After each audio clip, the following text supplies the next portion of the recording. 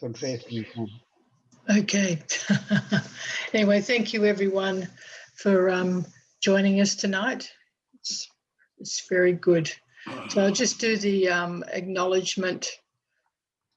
So we always begin to acknowledge the traditional custodians of the country that we are zooming in from, because it is all Aboriginal land around the whole country, and it always has been and always will be Aboriginal land. And so we pay our respect to the elders who have been taking care of it and been responding to their calling to really love and protect all life upon the country that they have been custodying. So we thank them and we pay our respects to the past elders and the present elders, and also those who are emerging. So we want to we acknowledge our contact with the land and bring that spirit of connection into our whole meeting tonight, which is a holy meeting, because we are coming together for people of many different ideas, but with the common desire to learn and to cooperate together for a higher purpose. So let's start with our readings and our music, please.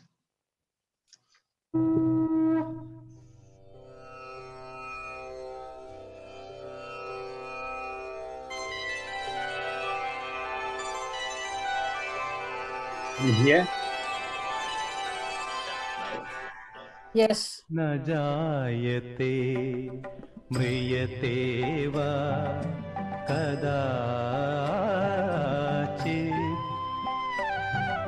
न जायते म्रियते वा कदाचित् नायं भूत्वा भविता वा न भूयः नायं भूत्वा भविता वा न भूयः अजो नित्यः शाश्वतोऽयं पुराणो अजो नित्यः शाश्वतोऽयं पुराणो न हन्यते हन्यमाने शरीरे न हन्यते हन्यमाने शरीरे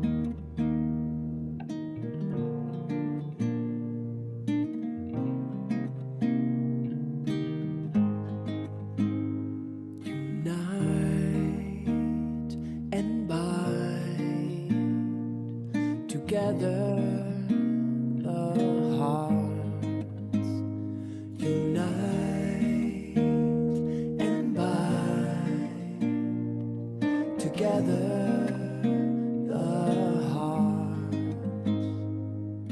join in accord all the souls,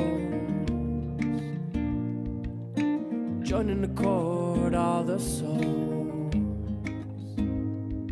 Oh Lord, make these faces radiant through the light of thy oneness. Unite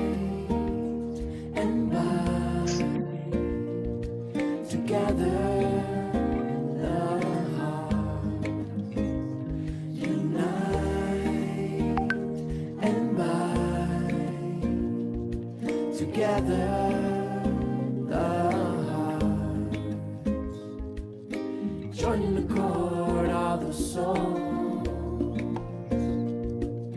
joining the chord of the soul. Oh Lord, make these faces radiant through the light of thy oneness.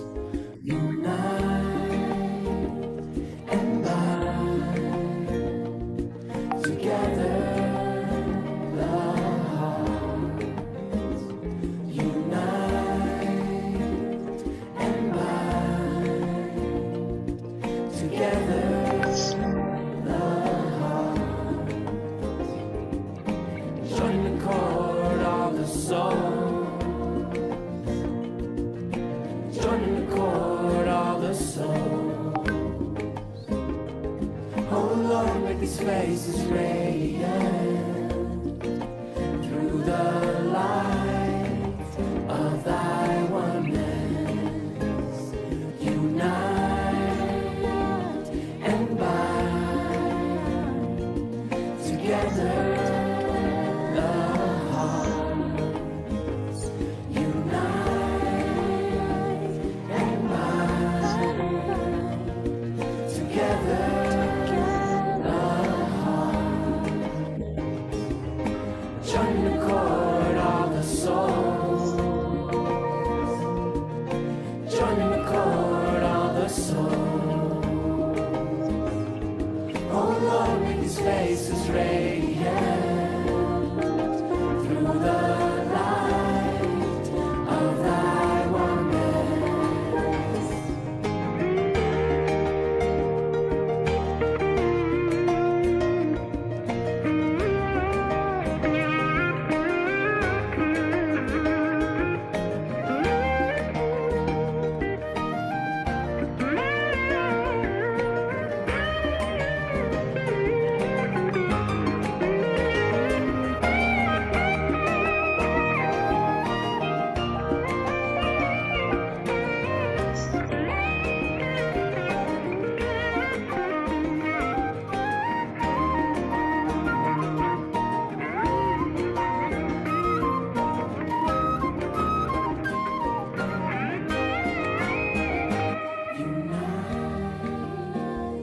And bind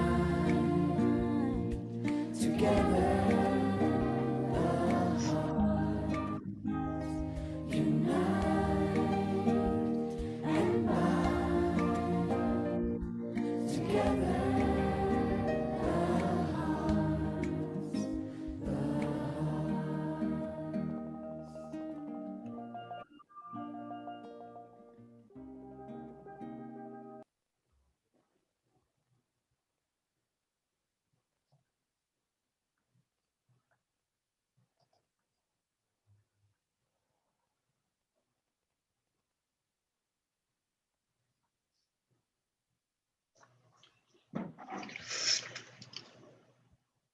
The body is the physical or animal degree of man.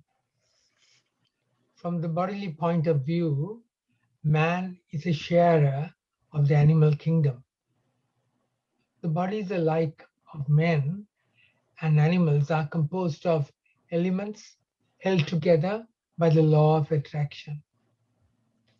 Like the animal, man possesses the faculties of the senses, is subject to heat, cold, hunger, thirst, etc. Unlike the animal, man has a rational soul, the human intelligence. The spirit of man has a beginning, but it has no end.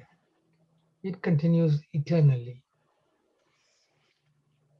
The rational soul, meaning the human spirit, does not descend into the body.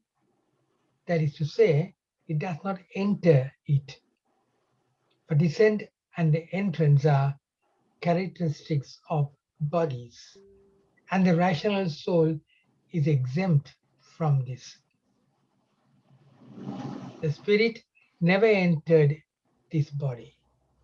So in quitting it, it will not be in need of an abiding place. No, the spirit is connected with the body, as this light is with this mirror. When the mirror is clear and perfect, the light of the lamp will be apparent in it. And when the mirror becomes covered with dust or breaks, the light will disappear. The spirit does not need a body, but the body needs a spirit, or it cannot live.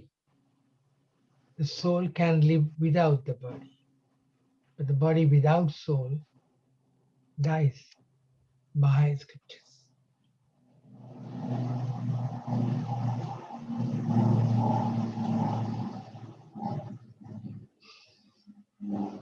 It appeals to you, brothers, in the name of our Lord Jesus Christ, that all of you agree with one another, so that there may be no divisions among you, and that you may be perfectly united in mind and thought.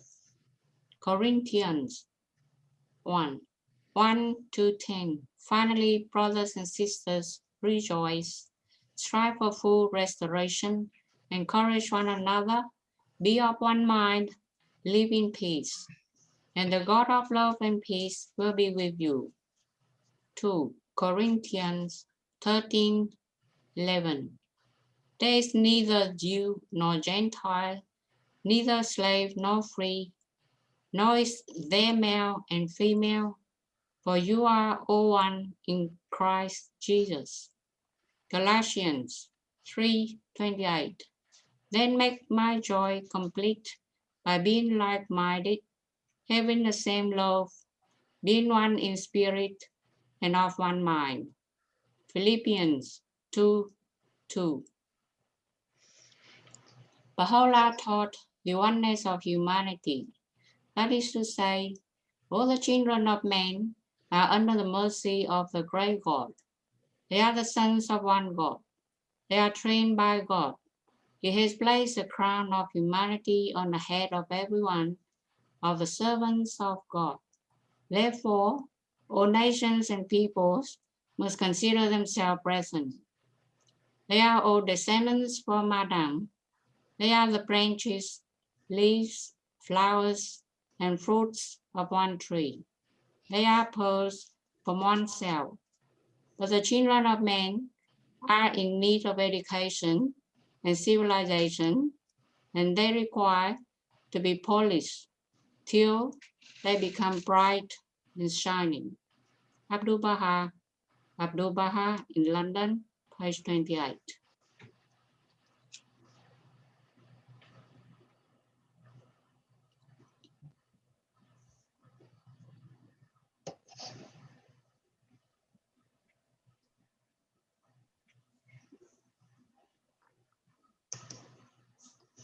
O Son of Being, with the hands of power I made thee, and with the fingers of strength I created thee, and within thee have I placed my essence of my light.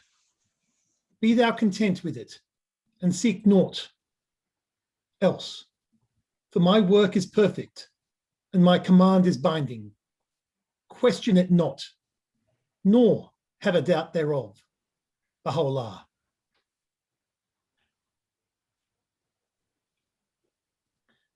O children of men, know ye not why we created you, all from the same dust, that no one should exalt himself over the other. Ponder at all times in your hearts how ye were created.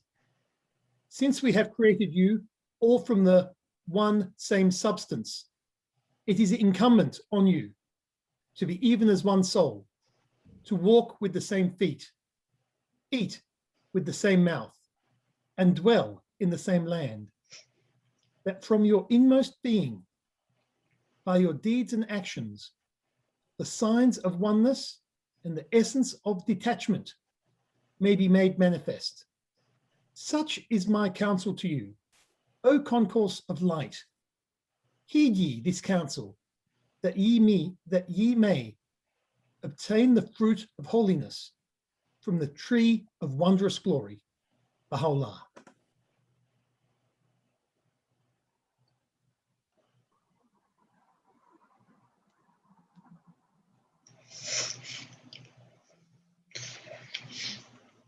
The one who strikes others is not a hermit. One is not an ascetic who insults others. Not to blame, not to strike, to live restrained under the law, to be moderate in eating, to live alone, and to practice the highest consciousness. This is the teaching of the awakened ones. Blessed is the arising of the awakened. Blessed is the teaching of the truth. Blessed is the harmony of the community. Blessed is the devotion of those who live in peace. Let us live in joy, not hating those who hate us. Among those who hate us, we live free of hate. Let us live in joy, free from greed among the greedy. Among those who are greedy, we live free of greed. Let us live in joy. Though we possess nothing, let us live feeding on joy. Let us live feeding on joy, like the bright God. Buddha.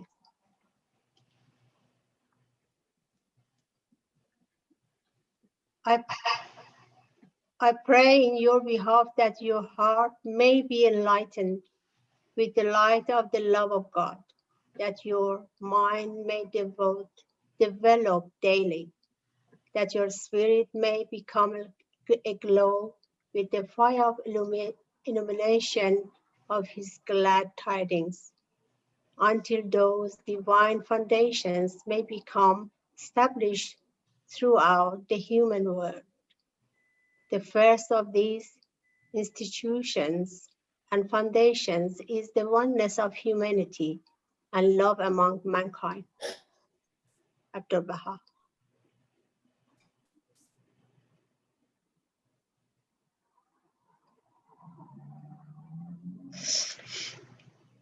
This that irks, this thy sense life, thrilling to the elements, bringing thee heat and cold, sorrows and joys.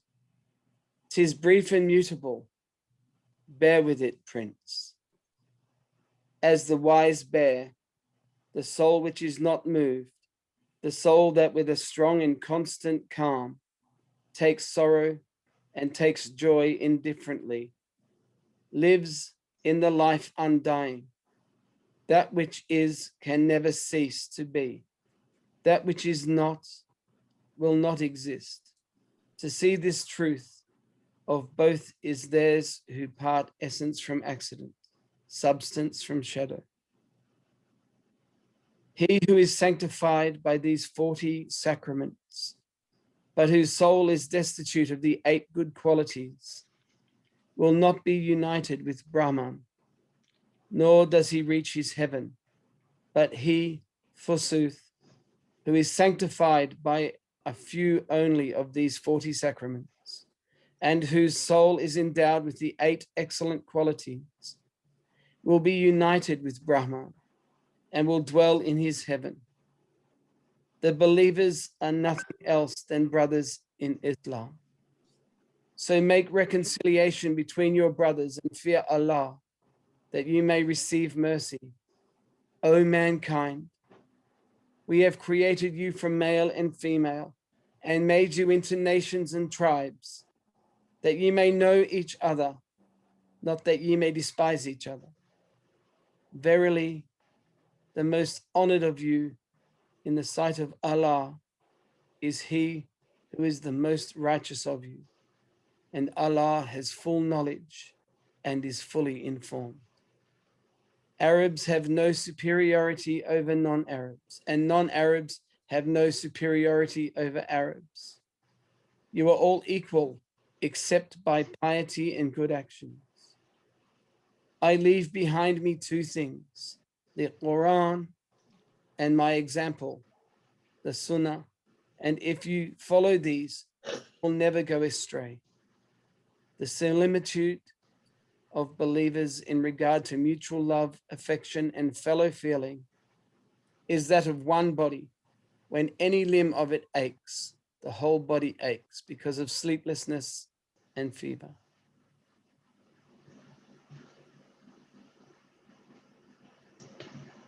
Know that the power and the comprehension of the human spirit are of two kinds. That is to say, they perceive and act in two different modes. One way is through instruments and organs. Thus, with this eye it sees, with this ear it hears, with this tongue it talks. Such is the action of the spirit and the perception of the reality of man by means of organs. That is to say, the spirit is the seer through the eyes, the spirit is the hearer through the ear, the spirit is the speaker through the tongue. The other manifestation of the powers and actions of the spirit is without instruments and organs.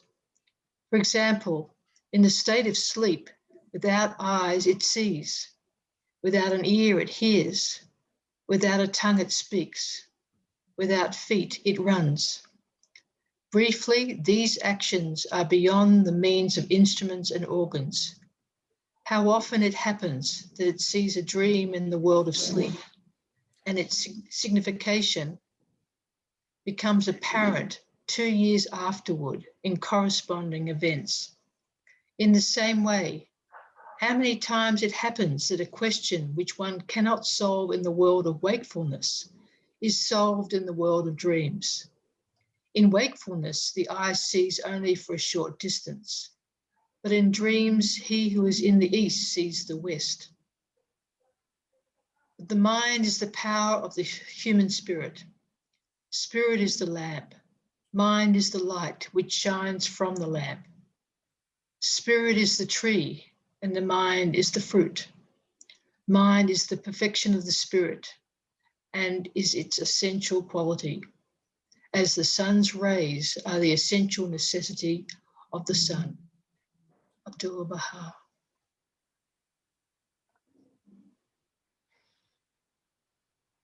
Throughout the universe, the divine power is effulgent in endless images and pictures.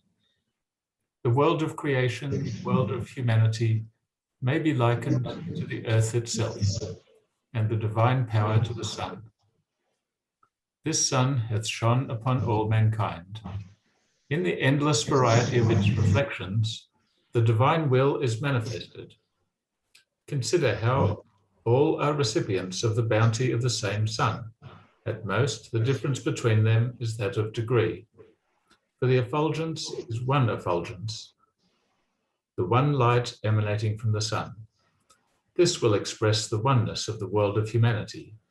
The body politic, or the social unity of the human world, may be likened to an ocean, and each member, each individual, a wave upon that same ocean. The light of the sun becomes apparent in each object according to the capacity of that object. The difference is simply one of degree and receptivity. The stone would be a recipient only to a limited extent. Another created thing might be as a mirror, wherein the sun is fully reflected, but the same light shines upon both. The most important thing is to polish the mirrors of hearts in order that they may become illumined and receptive of the divine light. One heart may possess the capacity of the polished mirror, another be covered and obscured by the dust and dross of this world. Although the same sun is shining upon both, in the mirror which is polished, pure and sanctified, you may behold the sun in all its fullness, glory and power, revealing its majesty and effulgence. But in the mirror which is rusted and obscured, there is no capacity for reflection, although so far as the sun itself is concerned, it is shining thereon, and is neither lessened nor deprived. Therefore, our duty lies in seeking to polish the mirrors of our hearts in order that we shall become reflectors of that light and recipients of the divine bounties which may be fully revealed through them. This means the oneness of the world of humanity. That is to say, when this human body politic reaches a state of absolute unity, the effulgence of the eternal sun will make its fullest light and heat manifest. Therefore, we must not make distinctions between individual members of the human family. We must not consider any soul as barren or deprived.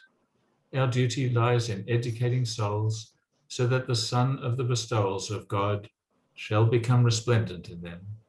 And this is possible through the power of the oneness of humanity.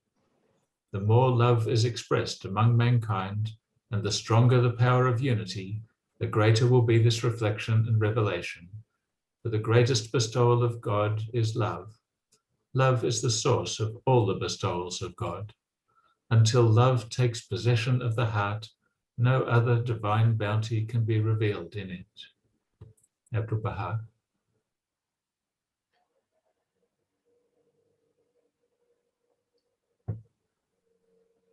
Thou askest me concerning the nature of the soul. Now, verily, that soul is a sign of God, a heavenly gem whose reality the most learned of man hath failed to grasp, and whose mystery no mind, however accurate, can ever hope to unveil. It is the first among all created things to declare the excellence of its creator, the first to recognize his glory, believe to his truth, and to bow down in adoration before him. If it be faithful to God, it will reflect his light and will eventually return unto him. If it is failed, however, and it is allegiance to its creator, it will become a victim of self-impression and will in the end sink their depths. Now, thou that the soul of man is exalted above and is independent of all infirmities of body or mind, that a sick person showeth signs of weakness is due to the hindrances of the interposed themselves between his soul and his body. For the soul itself remaineth unaffected by any bodily ailments. Consider the light of the lamp. Though an external object may interfere with its radiance, the light itself continued to shine with undiminished power. In like manner, every malady afflicting the body of man is an impediment that prevented the soul from manifesting its inherent might and power. When it delivered the body, however, it will evince such ascendancy and reveal such influence as no force on earth can equal. Every pure, every refined and sanctified soul will be endowed with the tremendous power and shall rejoice with exceeding gladness. Baha'u'llah.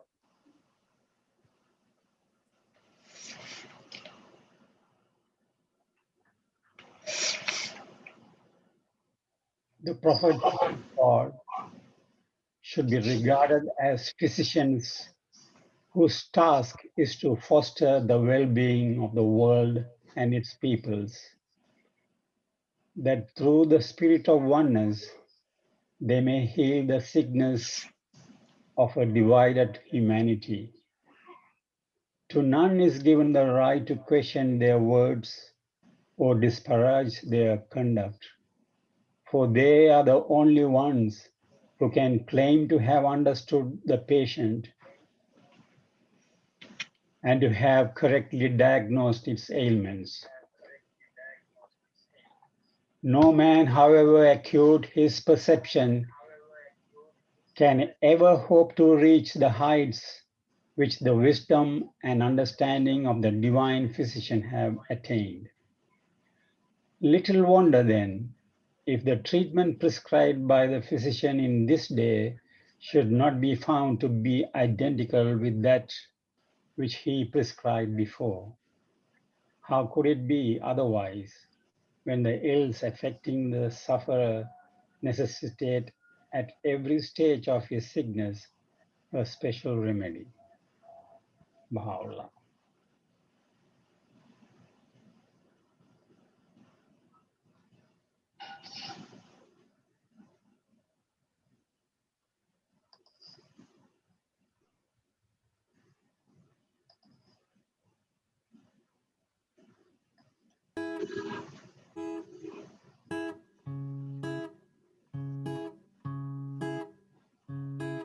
Woke up this morning, I suddenly realized realized we're all in this together.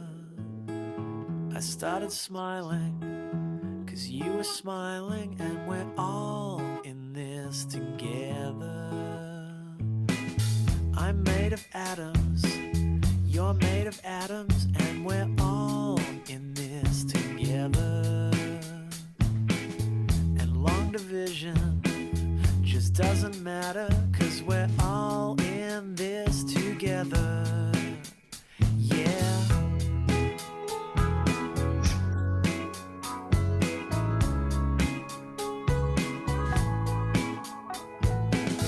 I saw you walking in the city, we're all in this together. The city's changing, 'cause we are changing, and we're all in this together. Every 12 seconds, someone remembers that we're all in this together. In the kitchen of your rent control apartment, we're all in this together. Come on, baby, I don't mean to rush you.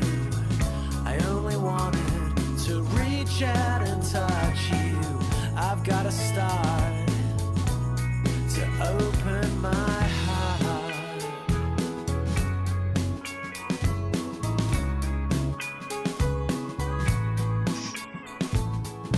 I know you think about jumping ship before it sinks, but we are all in this together. Ask a scientist, it's quantum physics, we are all in this together. And on the subway, we feel like strangers, but we're all in this together. Yeah, I love you and you love her and she loves him, but we are all in this together. You know, baby, there's never been protection in all the history of human connection. Come on, darling, it's alright to show me you don't ever need to be lonely. Once you start to open your heart.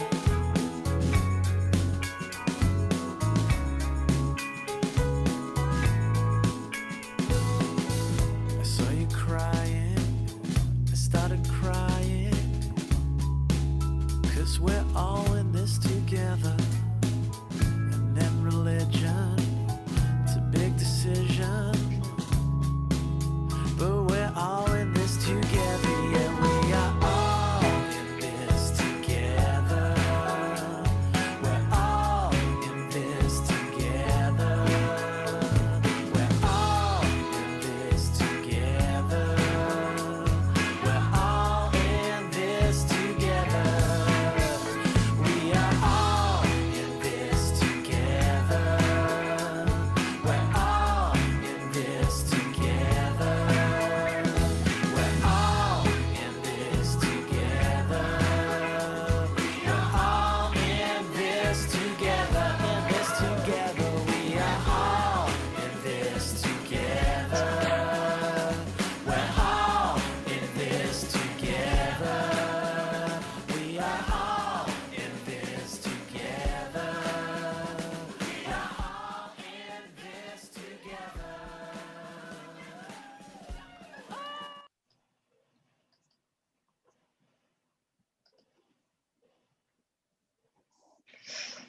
Well, what an appropriate song to end with. We're going to ask as scientists how we're all in this together. So tonight's talk is from Dr. David Perkins, who has got a PhD in chemistry in supramolecular architect and has worked with the Victor Chang Heart Institute, designing molecules that mitigate heart pump function in high blood pressure patients. That's amazing. So he's got teaching mathematics to high school students at the moment, which is a very noble profession. But he's a very smart person and has dived into this very deeply. So we're really glad to welcome David to present to us tonight. Thank you, Tracy. I'm glad I turned myself off mute before I started talking this time. Excuse me.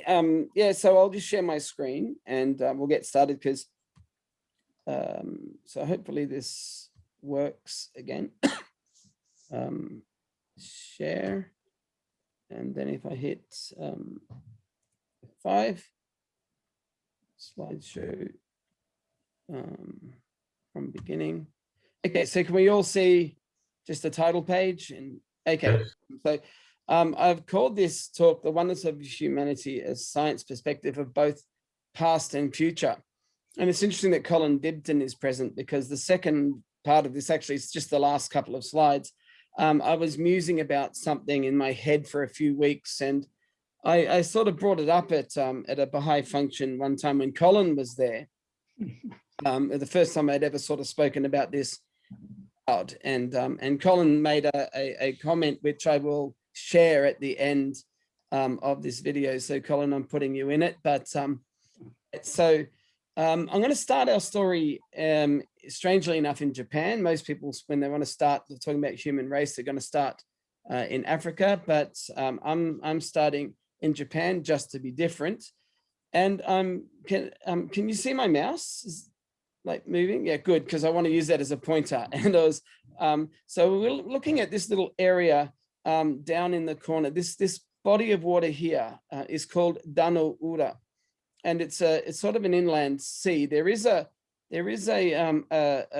waterway through here, but in modern times, the Japanese have built a bridge across it, which you can see in this map here, but it's actually broken. This is a standalone island, and an incredible battle occurred here in 1185. So we're talking 900 or so years ago. A battle occurred, and it was quite a famous battle. There's a book written about it that its English translation is roughly 800 pages. And rather than read that tonight, I thought I would Tracy. But there's this monument down here is a monument commemorating this battle that occurred in 1185. There were two tribes that were very, very close to each other. One on this southern island called the Heike, and one on the northern island called the Genji. They're now named the Heike are now called the Taira, and the Genji are called the Minamoto. But that's what their names were back then. And they had been at war for a number of years, for many, many years. And there was a time where a decisive battle occurred, and the particular general had of the Heike said, we're going to take everyone, we're going to invade, and we're going to beat them at sea, because the Heike had incredibly good knowledge of the tides in the area. And they said, well, if we go to sea, we beat them on the water, we should win this battle. And so here are some paintings of the battle done obviously hundreds of years later. You can't imagine like this kind of quality of color generation. There's some purple in here back in 1185, but this is again from that 800-page book discussing the battle. But what was interesting about this battle is the general who had said let's all go together stood up on the prow of his boat and pointed. The Heike general pointed to the particular boat of the Heike that had this 6-year-old emperor on it. And he pointed at it and told the Genji exactly where to set their firepower and focus their firepower to sink that particular boat. They sunk it, killing the young emperor of the Heike, thus having the battle decisively won, because the rest of the warriors with their honor system fully in their armor jumped into the water and drowned themselves, leaving the Genji victorious over the Heike. this meant that the women folk of the Heike were just gathered up because there was no one there to defend them. They gathered them up, brought them back to the Genji lands, and they became fishwives. And so over several years, these fishwives would catch crabs. And if you look at a crab's carapace, the back of the crab, it looks very much like it has the same line of symmetry that a human face has. The left-hand side and the right-hand side are mirror images of each other. And so over time, you're going to find a crab that has maybe a bump on one side. It will also have a bump on the other side. So there's a chance of finding a crab that may look like it has an eye, which means it will also have another eye. And you might think, oh, this might be a face. This might be the spirit of one of our Heike warriors. So it will be thrown back in the water and thus able to survive, to have children that look just like mum and dad, whereas a crab that doesn't look like a human face is likely to be eaten. And so what happened over time, over several hundred years, in fact, the last 800 or 900 years, is a crab would eventually, they would run out of crabs that don't look like they have a face on it. And now they start to go, well, we still need to eat. So this face looks like a Japanese face. This one doesn't. So we'll throw the Japanese face back in and only have the face that looks like a normal, other person and eat that. And so now a Japanese looking crab survives to breed and have children that look just like mum and dad and so on. And if this process is repeated over several hundred years, you get a crab that looks like this. Now, this is called the Heike crab, named after these warriors. And you can see the remarkable warrior-like look on the crab. But interestingly enough, it doesn't look as real as perhaps it could if we were to really go to town on making a crab look like a human face. But what it does look like, given that this is hundreds of years after this battle, is an artist's impression. So over on the right here, I hope you can see this on my screen. I can't because I've got all the videos of everybody on the right-hand side, but you've got this bulbous pronounced nose, and on the crab, there's a bulbous pronounced nose. It's got the big chin and the big chin. So what's happened over time is this crab has been naturally selected by people, or well, unnaturally selected, but in terms of the process of natural selection, this crab, all of the crabs look exactly like this, because a crab that looks just like this is going to survive and have children that look just like this. Crabs that don't look like this are food. And so that process of evolution, the crab is essentially adapted by this forced selection to look very much like this artist's impression of a Heike warrior. So this was drawn about 250 years after the battle.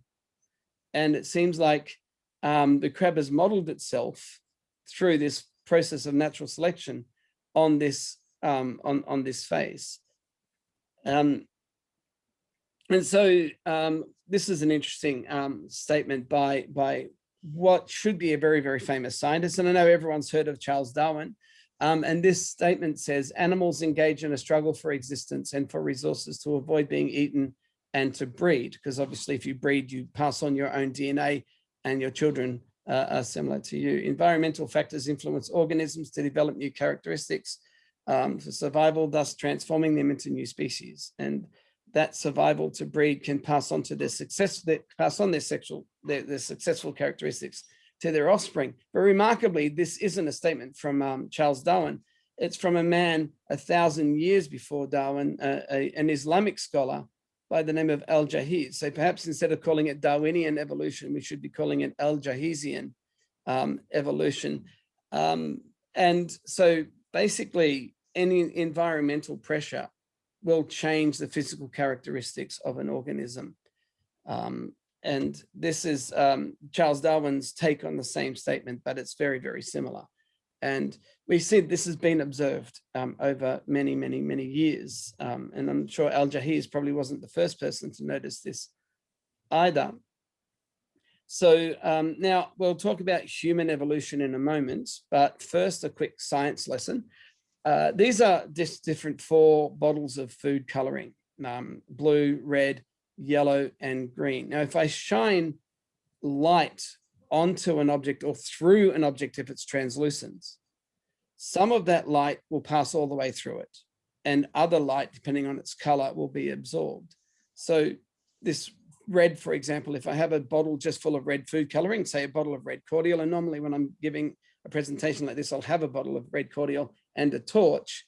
And if I shine a white light torch through a bottle of red cordial, the spot I get on the wall is a red spot. Even though light is made up of every color, white light is made up of every color in the rainbow, the only color that makes the journey through it is the red. And so we end up getting something like this. This is an absorbance spectrum. And I just wanted to put this in because I'm using absorbance spectra in a moment. And I want people to understand what an absorbance spectrum is telling us. So you can see the rainbow down the bottom here.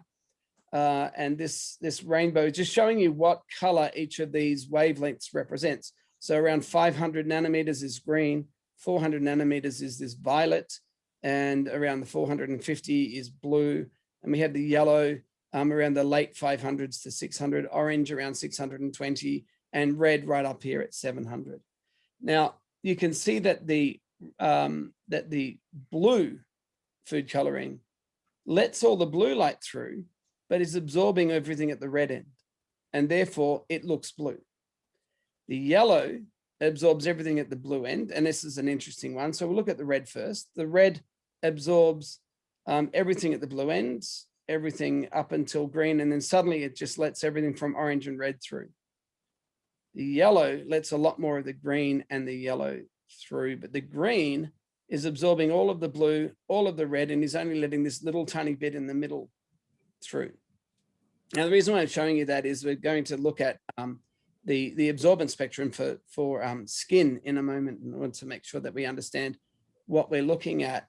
Interestingly enough, you would think, why isn't the yellow orange? And the answer is because if you look at it, it actually is orange when it's very concentrated.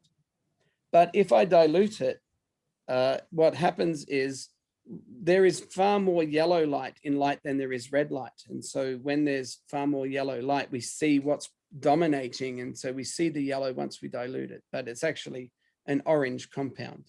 All right, so now let's look at some absorbance spectra of things that make a difference to us as humans. This is the absorbance spectrum for melanin. This is the stuff that makes our skin brown or black. And you can see that it absorbs, and I should point out that 0.5 is an incredibly high absorbance in the lab. If we're in the lab, we would normally dilute something until we can, until our maximum absorbance, this one up here, is around 0.5, because this is a ridiculously high absorbance. This stuff is ridiculously good at stopping light. And you can see that UV light is completely blocked. And even the reds, and even down here at the red, that's still quite well absorbed, which is why melanin looks very, very dark, because it's absorbing all wavelengths. This happens to be brilliant at absorbing UV light. If I look at this graph, don't worry about the red and the blue, that's hemoglobin, but this is that melanin again. This is the same line, but this time it's only going from the 700 bit down to the 400 bit. So we're talking about this part of this graph. Can you see this light pink line down the bottom here? That's the dermis. That's the skin of a person who has no melanin in their skin, which means that a person without melanin in their skin is incredibly well exposed to UV light compared to a person that doesn't have dark skin or melanin in their skin. Now, I'm only at the moment, I'm just looking specifically at the that two races, that is, say, the dark-skinned race versus a light-skinned race. Everything that I say is mutatis mutandi in terms of it applies to any difference in race, but I'm specifically looking at this particular facet at the moment because it's the easiest one to quantify with a bit of science. Now, if I have dark skin, this is a graph of the wavelengths in which our skin will, having absorbed the light, produce vitamin D. So if I have, you can see that here, this is at 320 nanometers. If you've got dark skin, you're actually got very little chance of getting much vitamin D from the sun, because our vitamin D production can either come from the sun or from eating things like red meat. We're not going to get much vitamin D from the sun if our skin is absorbing wavelengths around 320 nanometers, because this is where it maxes out. After 320, there's no vitamin D production. So what I find fascinating about this is what that means is that dark skin is really a medical condition that we inherit from our parents that is a predisposition for vitamin D deficiency, or in other words, a predisposition for rickets. If I've got dark skin and I'm living in, say, Norway in the northern winter, I'm not getting any vitamin D at all. There's no red meat around. All the animals have scarpered off to some other place, and so I'm likely to develop rickets, which is the disease we get from vitamin D deficiency. And of course, the lighter skinned people don't get off scot-free, because if I have no melanin in my skin, or very little melanin in my skin, this is a graph showing the incidence of erythema, which is basically a fancy word for sunburn. And you can see that when we get to around 320 nanometers, which is right where we stop absorbing vitamin D, the erythema reaches very close to its maximum. The erythema reaches very close to its maximum. And the sun's intensity, reaches very close to its maximum. So at this point here, we're still getting sunburnt, and the sun's intensity is very high. When we're up at 300 nanometers, yeah, that's going to do some real damage, but there isn't much light at that wavelength. So it's at 320 where everything happens. This is the wavelength where everything happens for humans. So sunburn, well, that's not that bad, but here's a graph showing the correlation between sunburn and photocarcinogenesis, in other words, skin cancer. And there's obviously a very, very strong correlation between skin cancer and sunburn. So what we end up with is that dark skin is simply a inherited medical condition. It's a predisposition for rickets that we inherit from our parents, whereas white skin is a predisposition for skin cancer that we also inherit from our parents. We could just as legitimately separate human races into an allergy for strawberries that satisfies the same condition, or a predisposition for arthritis. Both of those are inherited conditions that would actually work as race on the same basis. So if we're going to use skin color as a basis for race, then it's just as valid to say, well, strawberry allergy is a perfectly good basis for race. So now, why do these sorry, I don't know if you can see that. I just got a message saying my computer's about to but it won't, so it's all good. Education Queensland keep wanting me to install a later version of Windows, and I'm resisting it as much as I possibly can because it will wipe my hard drive. But here's this is the Earth in the southern winter, in the southern summer, and you see the southern hemisphere is pointing towards the sun.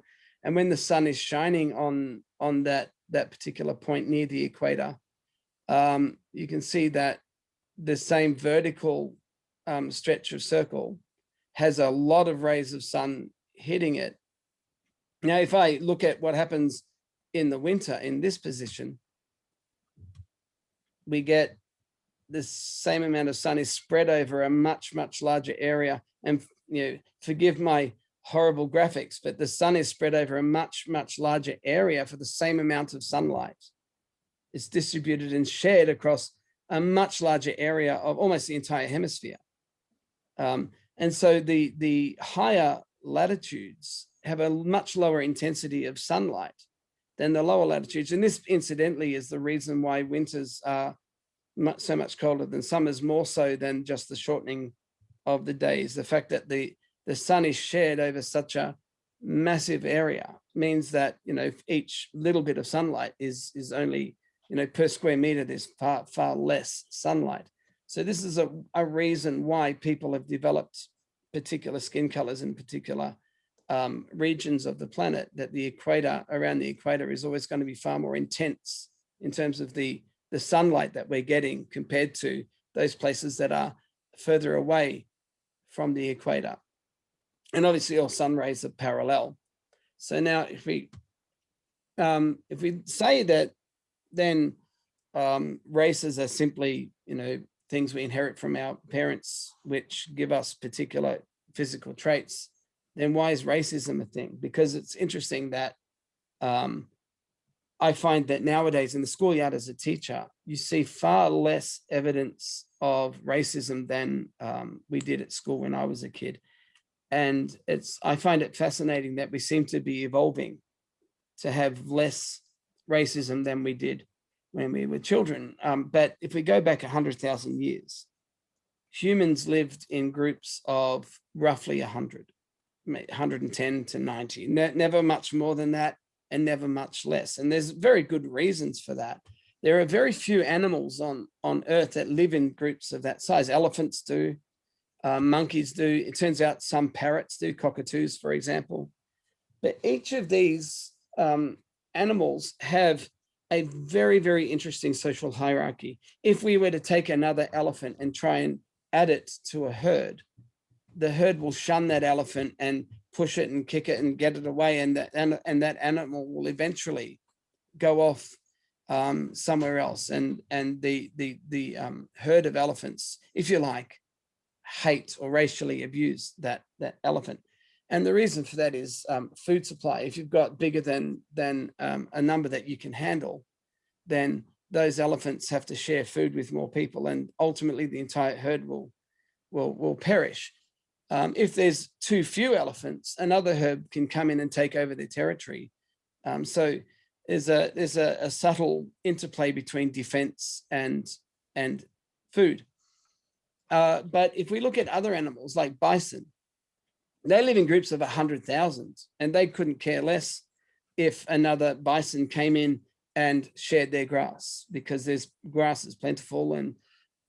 And so the loyalty basis for bison is simply species. There's a species loyalty. Other animals live in groups that are much, much smaller. And in their case, the loyalty basis is the family. But the loyalty basis for a group that lives in a group of 100 is somewhere between. And it becomes quite difficult for us to look at a particular elephant and wonder which herd it's from, but they seem to be able to tell. And that's quite fascinating. But it leads to this, so elephants seem to exhibit, if you like, racist tendencies because it's a necessity for survival. But something very interesting happened in human history that caused a paradigm shift from that. Now, to talk about that, I need to just lay out a little bit of interesting stuff about the human cell. Most students in year 9 or year 8 at school learn that the mitochondria are the powerhouses of the cell. And we've probably all heard that they're where food is burnt and where our energy all comes from. But when conception occurs, the sperm meets the egg, and the nuclear material comes from the sperm and all goes into the nucleus. Note the mitochondria, nothing has changed about the mitochondria. They were already in the egg before the sperm met. But the mitochondria are very interesting in their own right. They have their own DNA. Mitochondria is like a little symbiote that lives with us, but it has its own DNA, mitochondrial DNA. What that means is that my own mitochondrial DNA is purely and absolutely my mother's. Nothing of it came from my father. And that means that it's also her mother's and her mother's and her mother's and her mother's and her mother's. And I can go back as far as I like. And there's a single unbroken line of mothers for my mitochondrial DNA and for your mitochondrial DNA and for everybody on the planet's mitochondrial DNA. Our mitochondria is therefore racially pure.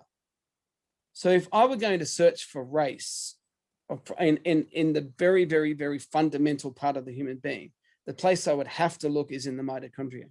That's where everything is mitochondria, because once you start mixing, it's very, very difficult to see things, but mitochondria can't mix. So we know that there is, if there's going to be a source of any racial difference, I will find it in mitochondrial DNA. And interesting enough, if a study was done on the main, there's lots and lots of different mitochondrial DNA because over millions of years and thousands of years, it does tend to change a little bit. And there are several types of mitochondrial DNA on the planet. Each one of us is very, very slightly different. There are mutations and things. But overall, there are 12 basic parent branches of mitochondrial DNA on our planet. So you might say, well, they're races. But of those 12, all 12 of them are found on the continent of Africa. And only one of them is found outside of Africa.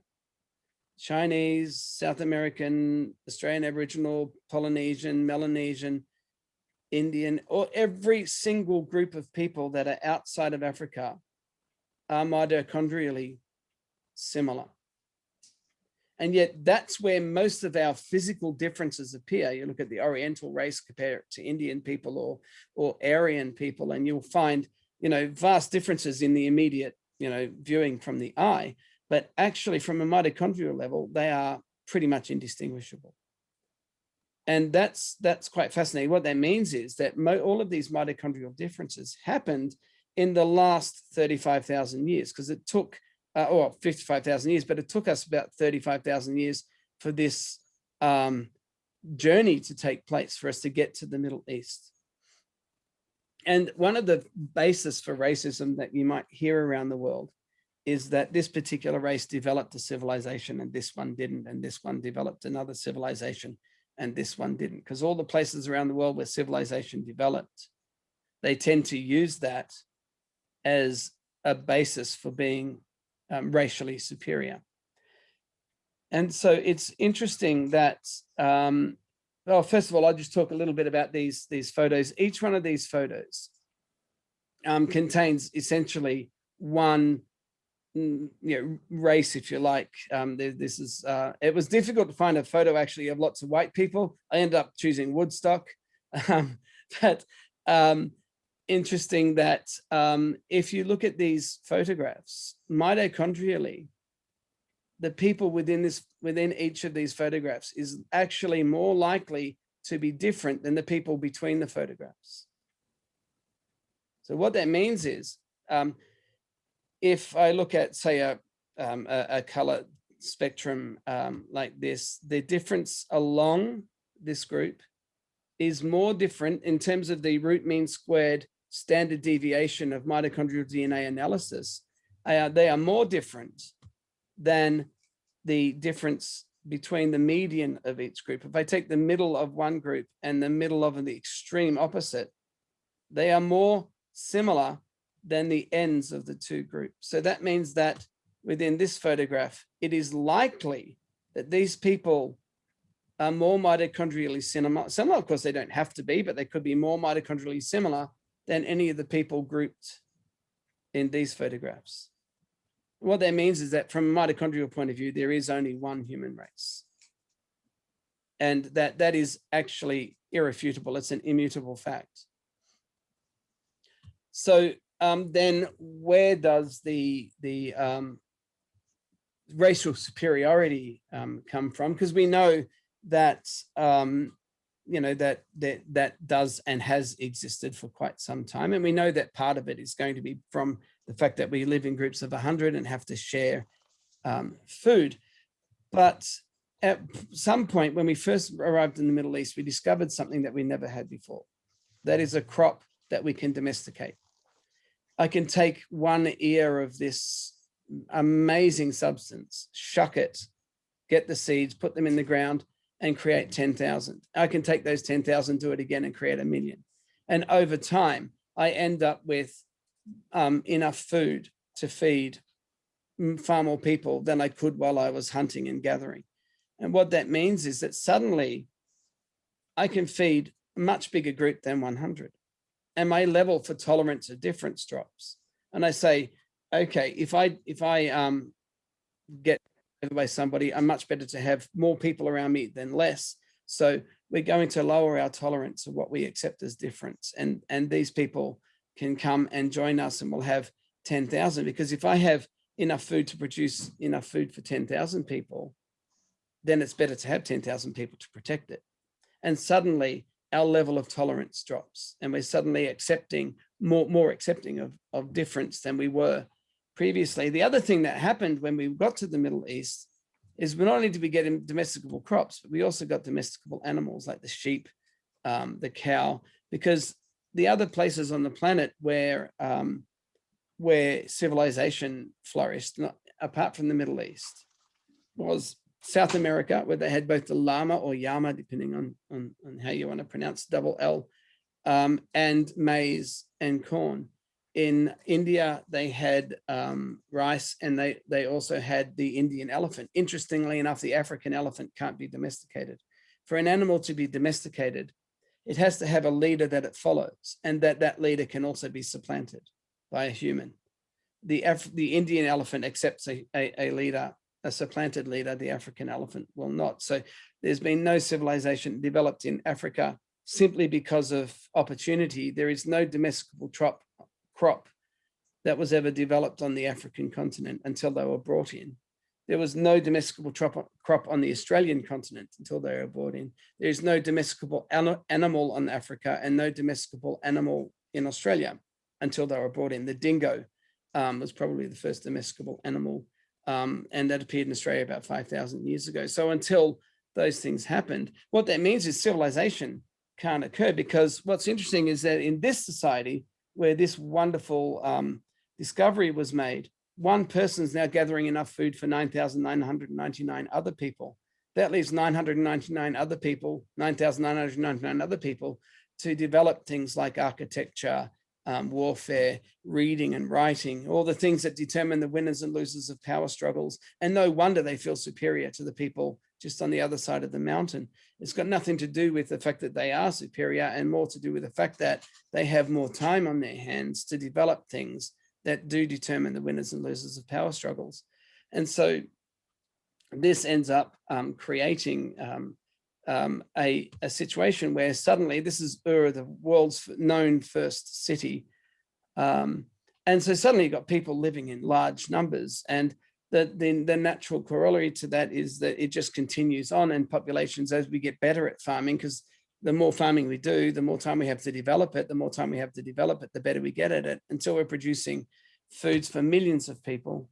And so we get these sorts of metropolises where millions of people are living together, and it doesn't matter where they come from. The Brownian motion of society, the simple random moving of society, is mixing people to the point where now, 100,000 years ago, the fundamental necessity for us to survive was to hate one another.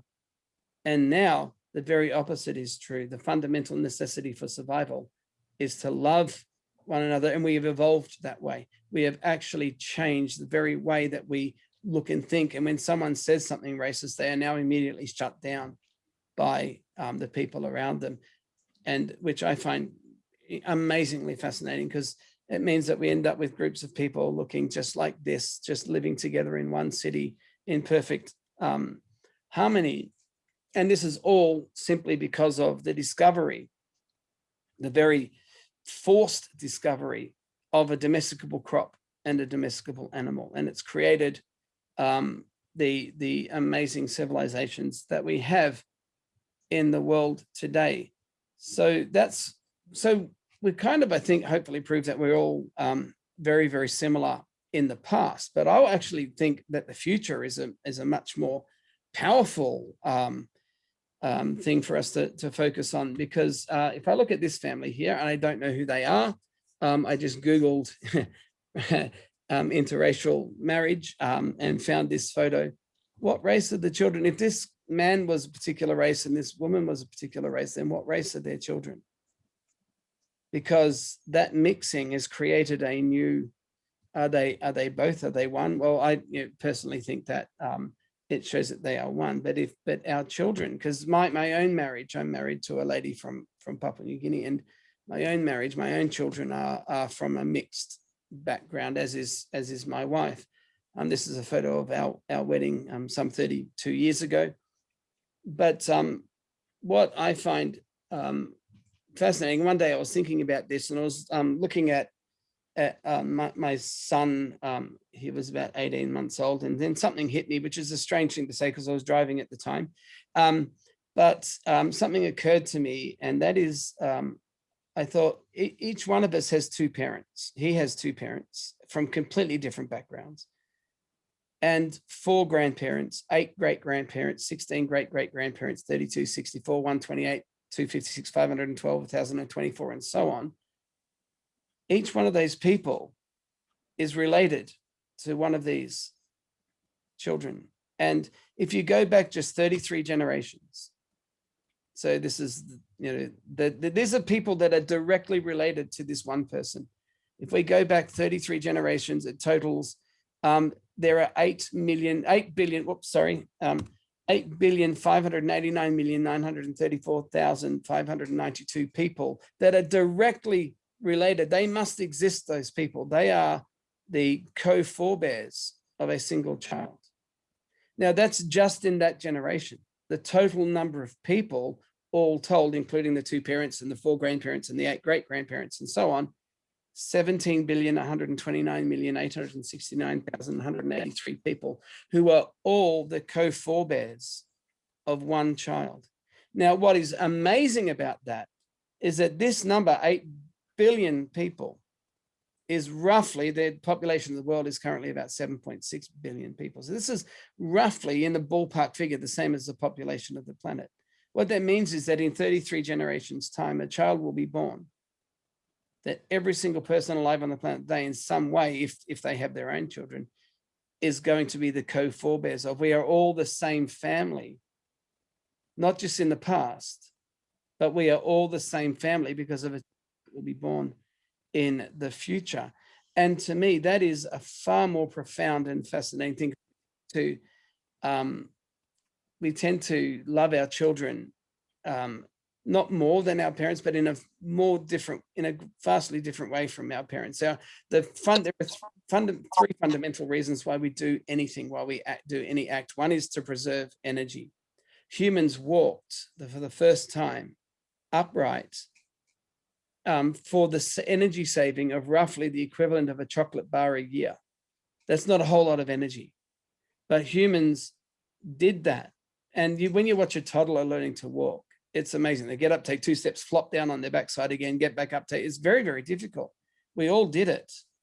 We all did it to save at the time, not now. Now we save a lot more, because I guarantee you, if you went and crawled yourself around an oval 10 times, you'd be thoroughly exhausted. But if you walked around it or strolled around it, it wouldn't cost you almost any energy at all. So we are much better at walking now than we were when we first did it. But the energy saving was the equivalent of about a chocolate bar a year. And the other fundamental when we do anything is to preserve our DNA. We stay alive. We fear heights, we fear spiders, we fear snakes, because it keeps us alive, keeping our DNA so that we can procreate. And so they're the 2 fundamental reasons why we do absolutely anything. And so our children, we have a very, very strong evolutionary link to loving our children.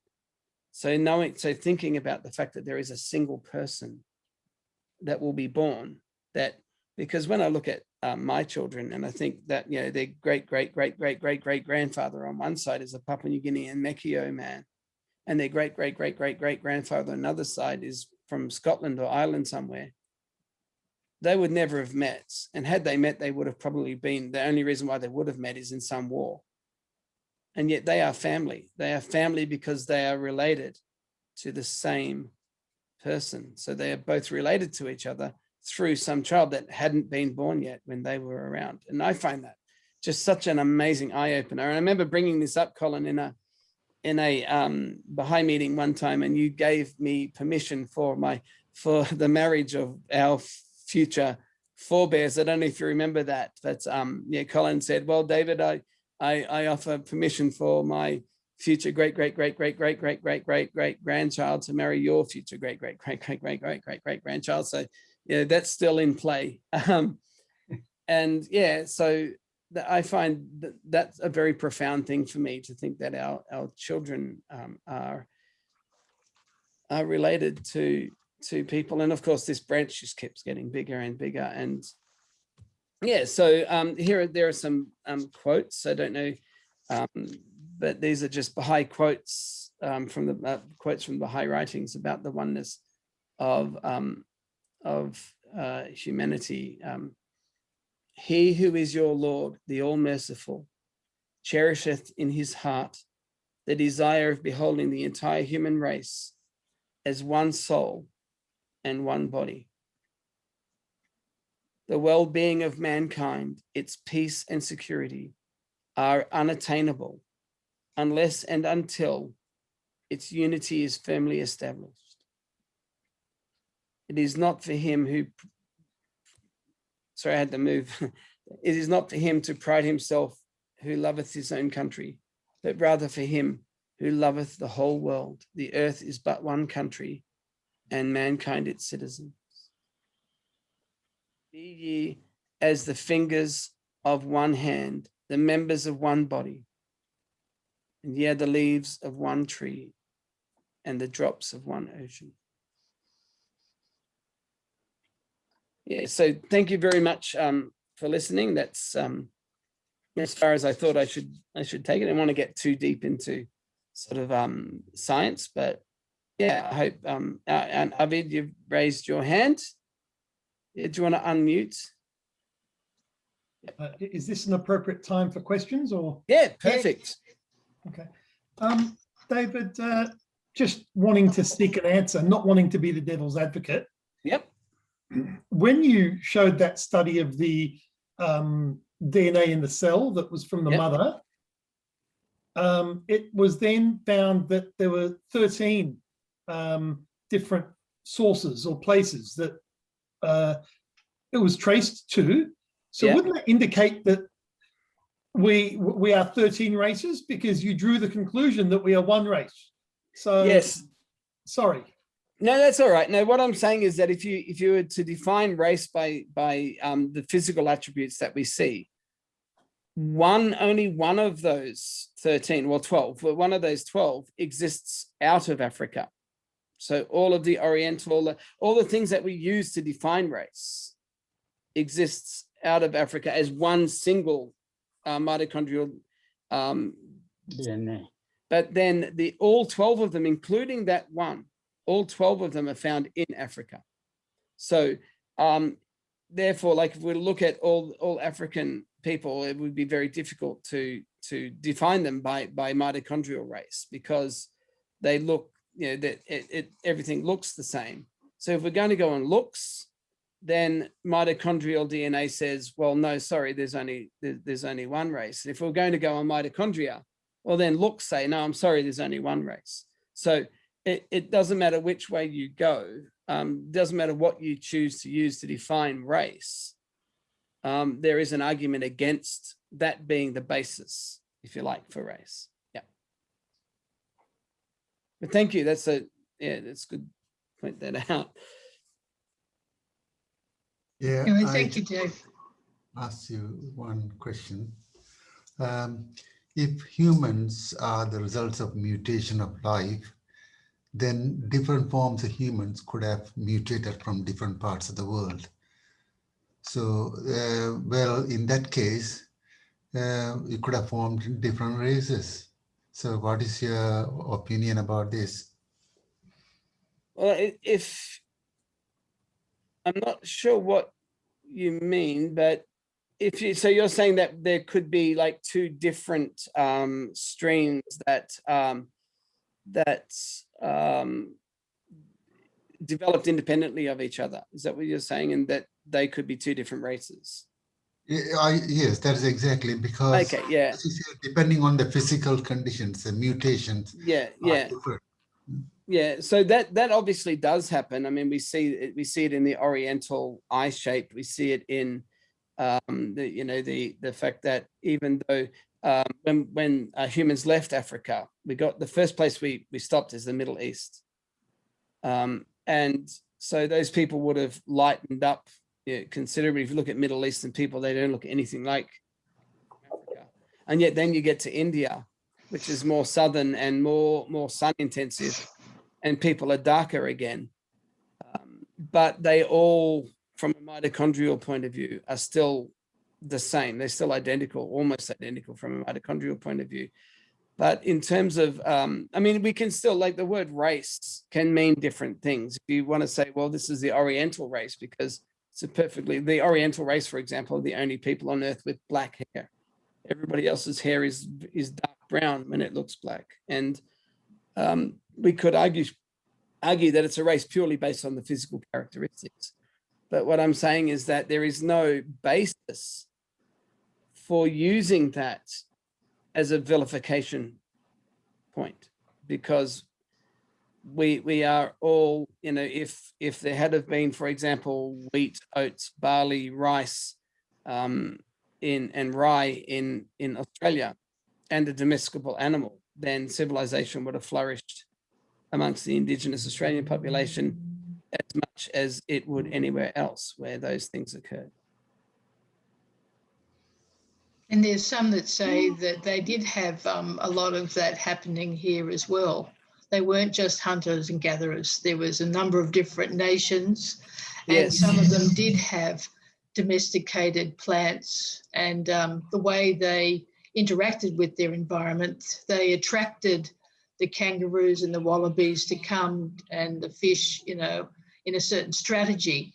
Yeah, they did for sure, but just not in anywhere near enough to have, you know, cities that would support thousands of people. And that's just true of the harshness of the Australian environment. It's no reason.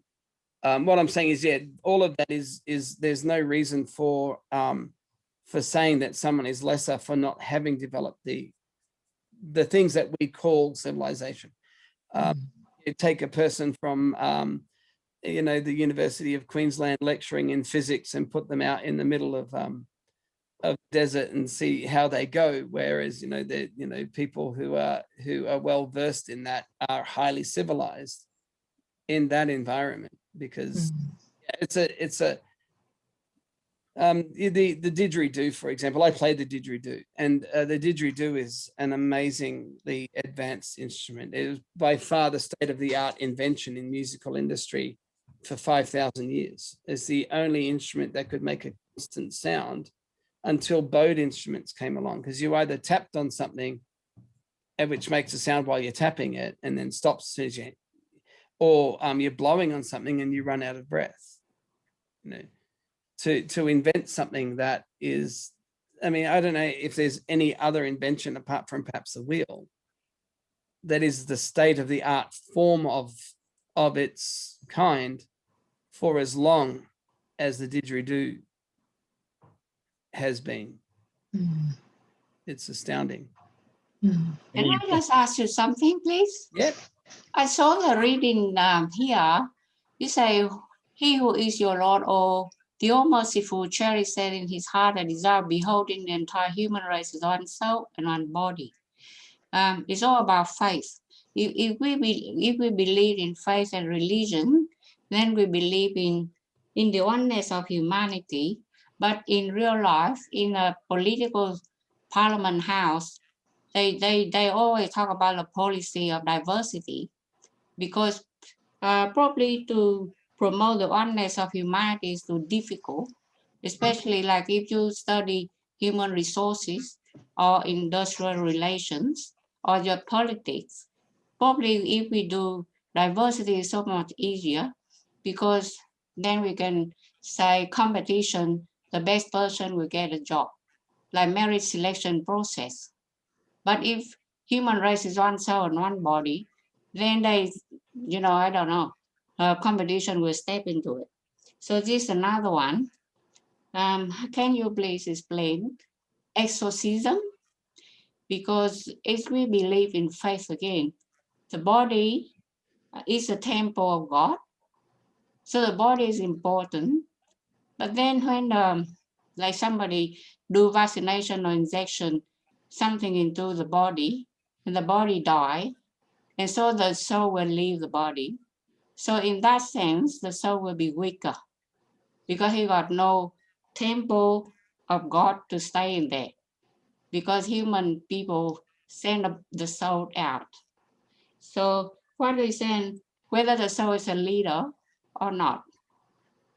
So I mean, all these on, it's just like there's so many figurative, you know, conception and ideas that get into the, you know, the lecture today. Yeah, I think for me that the regarding, it says beholding the entire human race as one soul and one body. It doesn't necessarily say that the human race is one soul and one body, but it should be beheld as that. Often in the Baha'i writings, when we talk, for example, about the equality of men and women, they use the analogy of humanity being a single bird with two wings.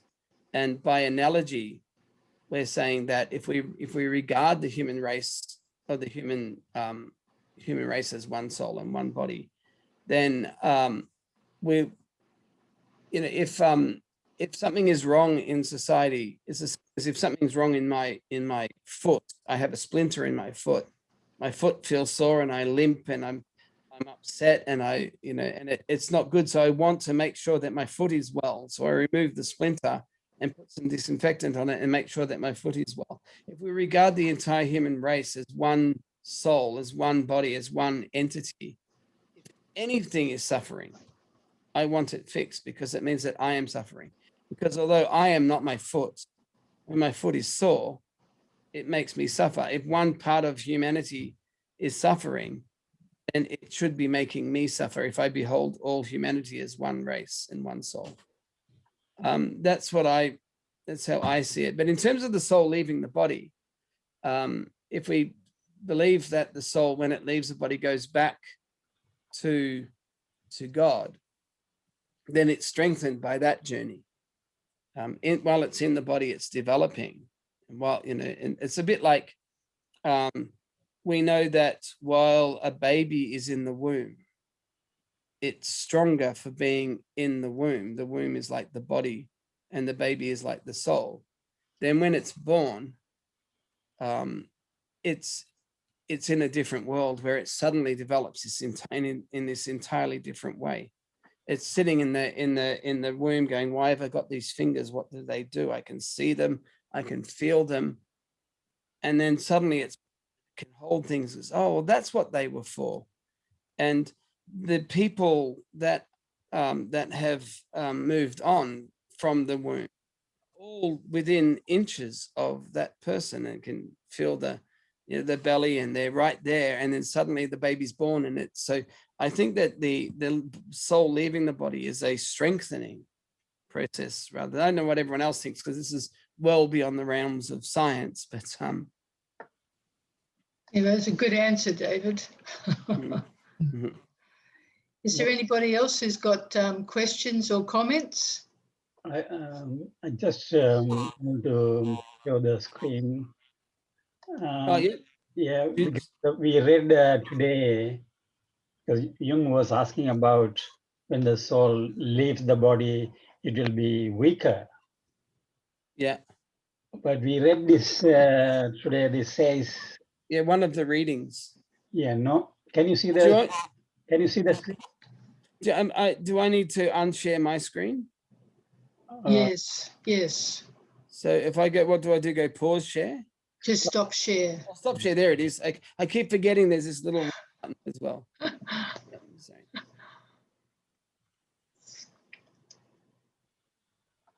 So what do you see in the screen now?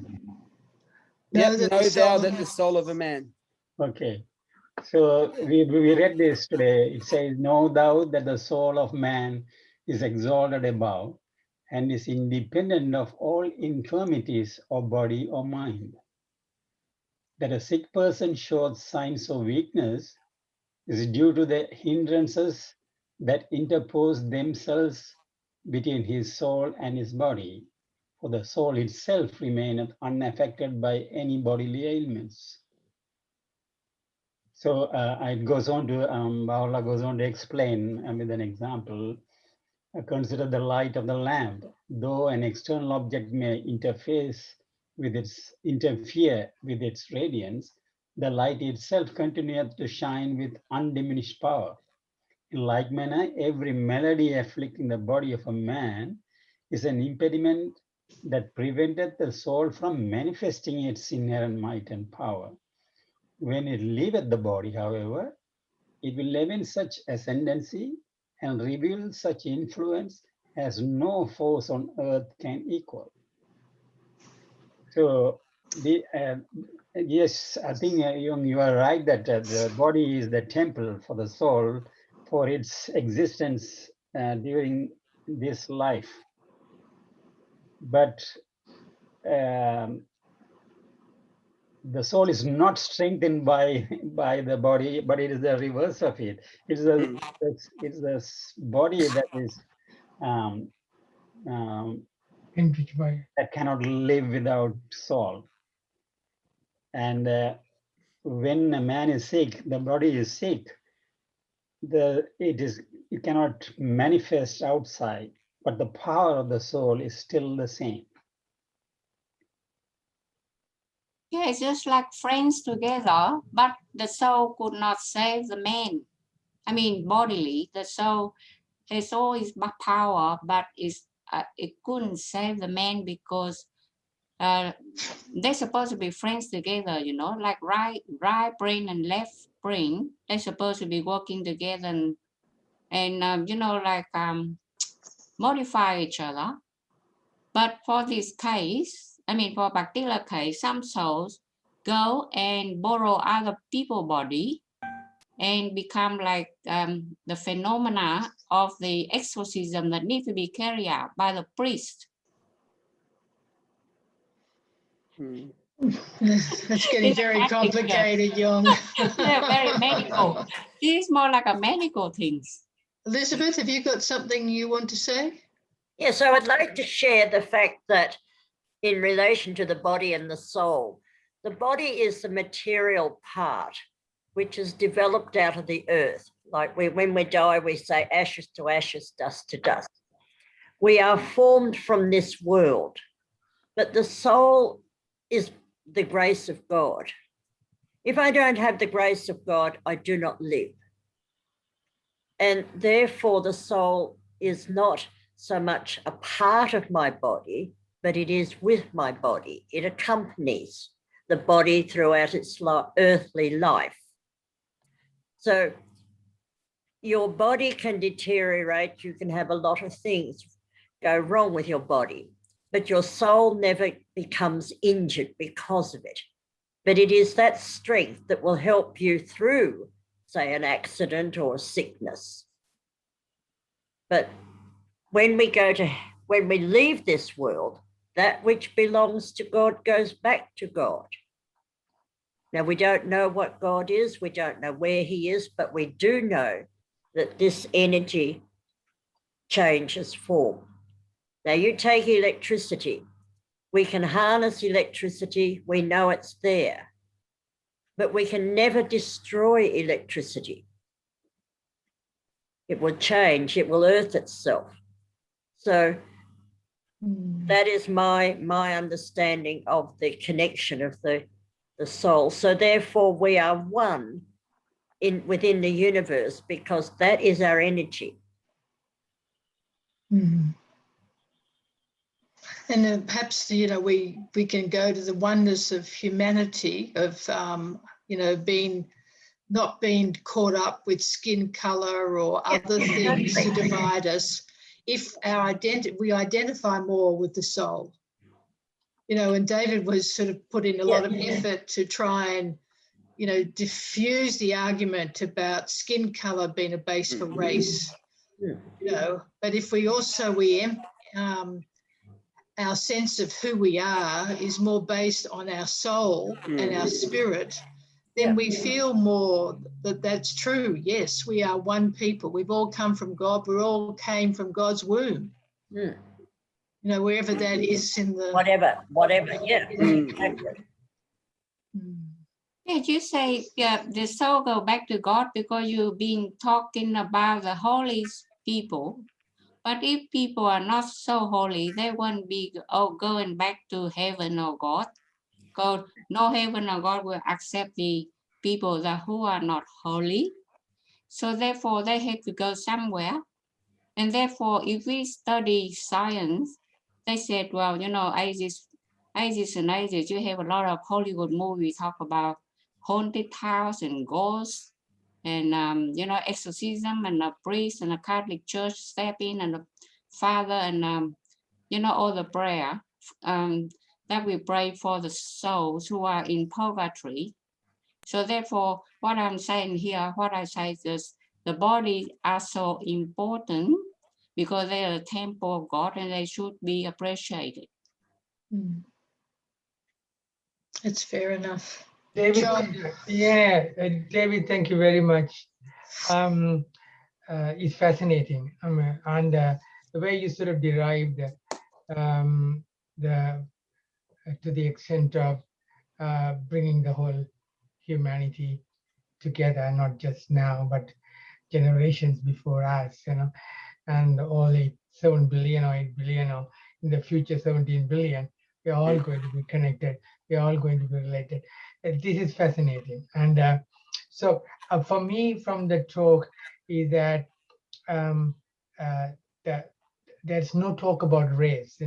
It's a misunderstanding of dividing people by race. Same thing with the religion as well.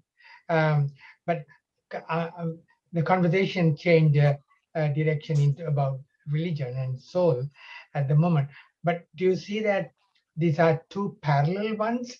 Because you came from the scientific background, and we could see that the way that you derived, and it's I could journey with you and come to that point and say, this is great, but then the other part of the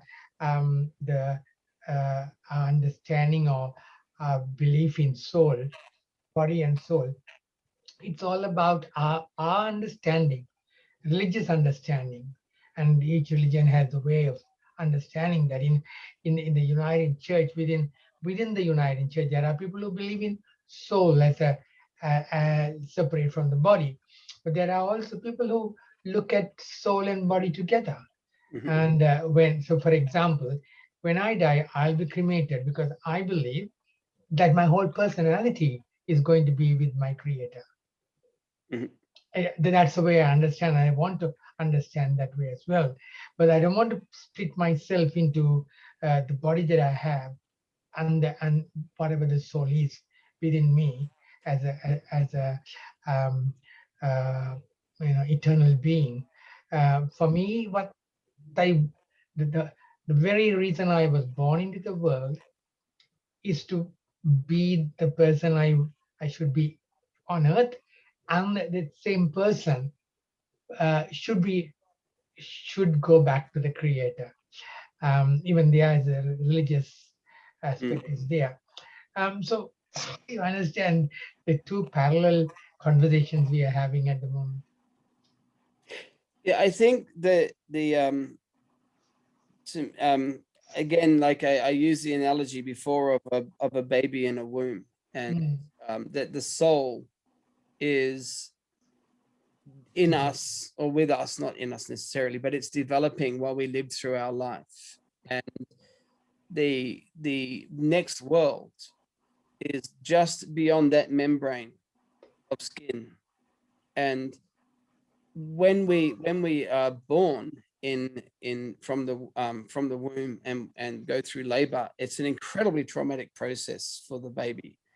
I mean, it is, something this big is trying to come out of something this big, and it's incredibly traumatic and difficult. And suddenly you're on this cold table, you were in this warm, moist environment, and it's horrible. But then you're surrounded by these people who knew you were there the whole time, were waiting for you to arrive, and they were always with you the whole time. They were no more than centimeters away from you. And then you're born and you come into this next world ready with all the tools that you developed during your life. And on the basis of Jung, you mentioned that a person who doesn't lead a good life, will they still go to God? I believe that as a teacher, we mark exams from students, and some of them, they don't study very, very well. And that student ends up doing very poorly on an exam compared to another student, and they didn't live a very good life in the classroom. They didn't do the work that they were supposed to do. But I still love that student, and I still invite them into the classroom for the next lesson, whether they did well or not. And I think God invites us, regardless of how poorly we did on the exam, because yes, we may have more work to do to catch up, but that's just the journey. We just start our journey a few steps behind, but we are still going to the same place. And Yes. yeah, and so yeah, I think that this physical shell to me is only here so that I can live this life to develop the next one, like the placenta. When we're born, the placenta is discarded. In some religions, it's revered and planted under a tree to contribute, which I think is a wonderful idea. But the placenta itself doesn't come with us on the journey. It nourished us and developed us, but it doesn't come with us on our journey through this life. And in the same way, our body, to me, doesn't come with us on our journey in the next one. Yeah, that's just my own take. But Yeah, I agree with that. Yeah, I'm not talking about the body that needs food and nourishment, yeah, but it'll be a spiritual body, but the same person. That person is not the soul that I believe. It's more than. Yeah. It's probably the difference maybe between the word spirit and soul that you're talking about. I think from me, from my understanding, we have a spirit, which is our persona, and our everything that makes me is my physical body, and my soul is something again that's one removed. I used to do extra training to people who, just like you say, couldn't focus or couldn't study in the classroom. So we used to have to stay back, extra half an hour, 45 minutes to help them through the exercise and everything, because like they've been helping their mom and dad and they couldn't focus on their study and everything. So I understood what you say, that we need more time to get people developed, and we help them and we help ourselves too. Yeah, thank you. You're welcome. So it's 10 to 9 now. Anyway, it was very interesting, David. And really, we should encourage all our children and grandchildren to intermarry. Yes. So that we can all harmonize all the previous ancestors. I often say one day a Palestinian person will be walking along a beach in Argentina and meet a girl who happens to be from Israel. And before they find out their backgrounds, they fall in love and want to unite hundreds of thousands of people that think they hate each other. Yes. David, I was just going to quickly ask you, is there evidence that in the last 100 years there's been an acceleration of interracial marriages? Is it significant statistically? Yes, definitely. There's and I mentioned the term Brownian motion of society before, but if I were to release a tablespoon of a particular gas into this room that I'm in now, the random motion of those particles of gas are just moving. They hit another particle, move in one direction, but another one gets hit and moves in another direction. Within an hour or so, that gas will be exactly evenly dispersed around the entire room. And that's called Brownian motion. It's the average random moving of particles, and human society undergoes Brownian motion, but it's only been since we've had international travel.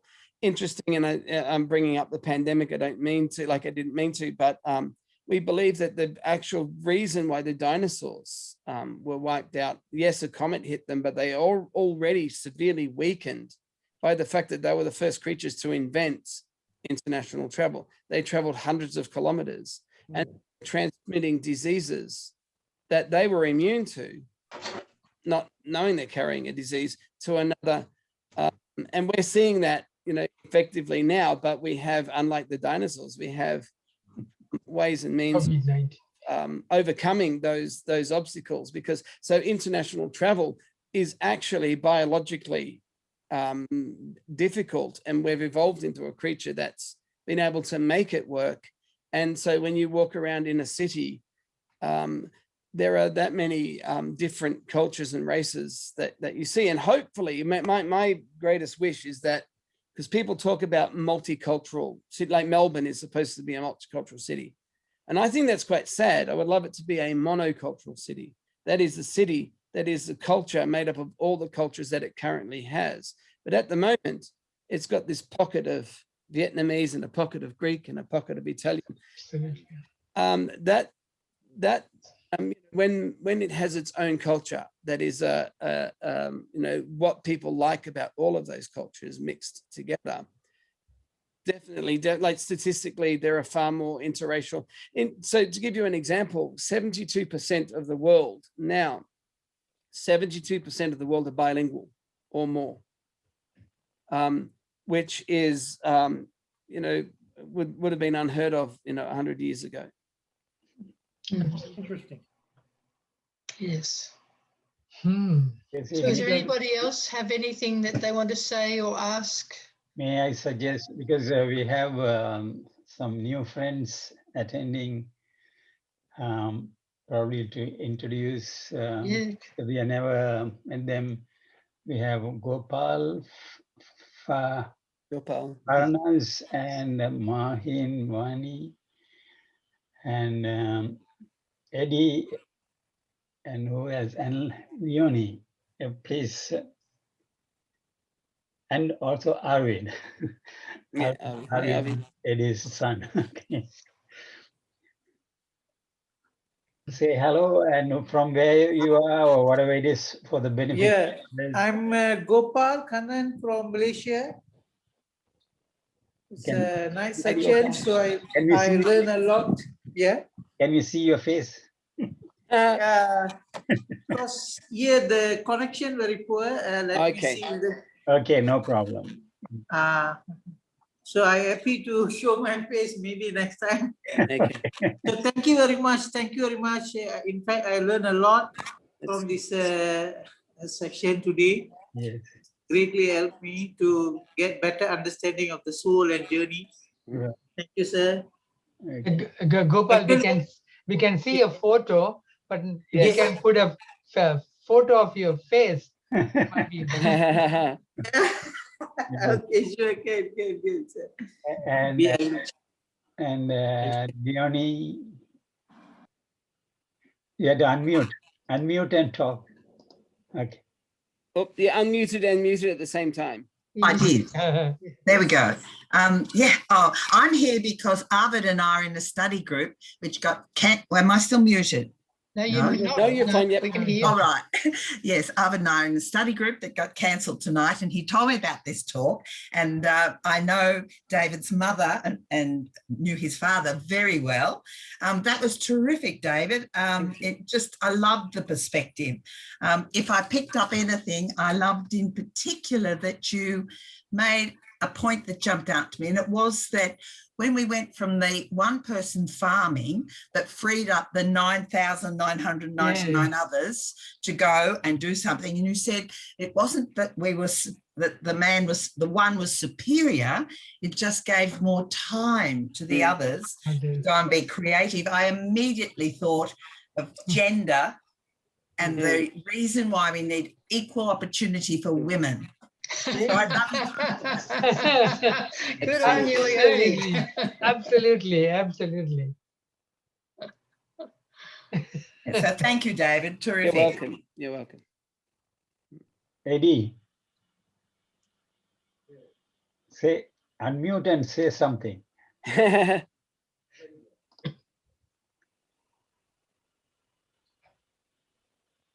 Still mute.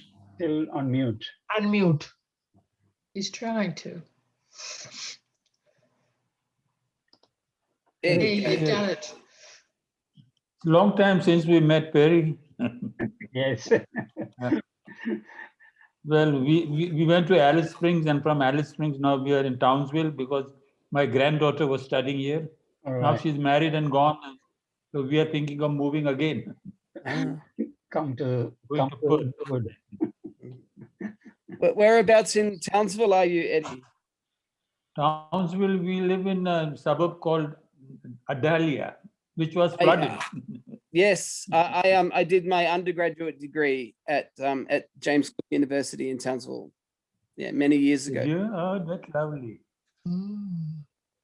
a nice it's a nice town. I like it. Yes. But my wife says that if you die, who's going to bury it?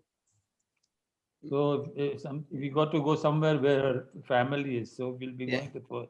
I say about Townsville that you pay for the winter with the summer. Yes, but summer is pretty hot. Yeah. And we haven't heard from Sachi or Colin. Any comment? Maybe just a brief one. We've our eyesight can see differences, which is good because like the different colors are like a garden. And at first, after listening to the talk, I thought, if only we could all see our mitochondrial DNA, that would help with unity. But Tracy had a better idea. If we could see each other's souls, that would, I think we could probably achieve that.